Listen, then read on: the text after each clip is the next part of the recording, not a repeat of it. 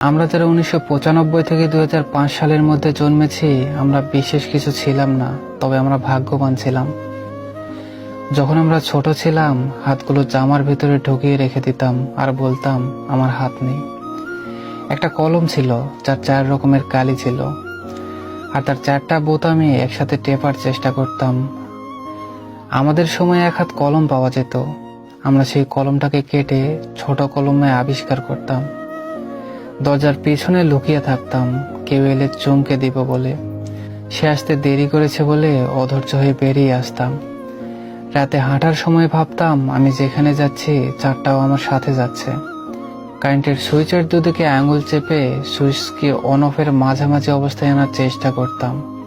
স্কুলে যাওয়ার সময় সবাই দৌড়াদৌড়ি করে যেতাম। ক্লাসে কলম কলম খেলা, খাতায় ক্রিকেট খেলা, চোর ডাকাত, বাবু পুলিশ খেলতাম। অনেক সময় স্কুল ফাঁকি দিয়ে কয়েকজন বন্ধু মিলে ঘুরতে যেতাম, আড্ডা দিতাম, আরো কত কি। ১ টাকার রঙিন কিংবা নারিকেলে আইসক্রিম, হাওয়াই মিঠাই খেতে না পারলে মনটা খারাপ হয়ে যেত।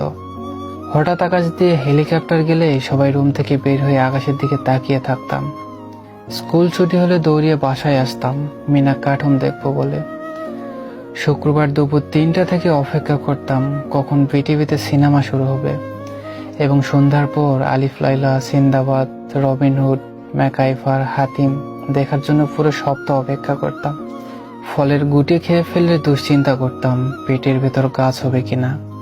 মাথায় মাথায় ধাক্কা লাগলে শিং গজানোর ভয়ে আবার নিজের ইচ্ছায় ধাক্কা দিতাম। কেউ বসে থাকলে তার মাথার উপর দিয়ে ঝাঁপ দিতাম যাতে সে আর লম্বা হতে না পারে। বিকেলে কুতকুত, কানামাছি, গোল্লাছুত না খেললে বিকেলটা যেন মাটি হয়ে যেত। ফাইনাল পরীক্ষা শেষ হলে তো সকালে পড়া নেই, তাই মজা লাগতো যা বলার বাইরে। নানু বাড়ি, দাদু বাড়ি যাওয়ার এটাই তো ছিল সময়। ব্যাডমিন্টন, ক্যারাম, লুডো এগুলো না খেললে কি হয়। ডিসেম্বর মাস ও শীতকালটা আমাদের ছেলেবেলায় এমনি কালারফুল ছিল, তবে ডিসেম্বরের ৩১ তারিখ যতই আগায় আসতো মনের মধ্যে ভয় ততই বাড়ত। তাই ওই দিন যে ফাইনালের রেজাল্ট দিবে তাই আর কি। আমি জানি আমাদের জেনারেশনের যারা কথাগুলো শুনছেন নিশ্চয়ই আপনাদের মুখে হাসি ফুটে উঠেছে। এসব কথা মনে পড়লে ইচ্ছে করে আবার যদি সেই ছেলেবেলাটাকে ফিরে পেতাম।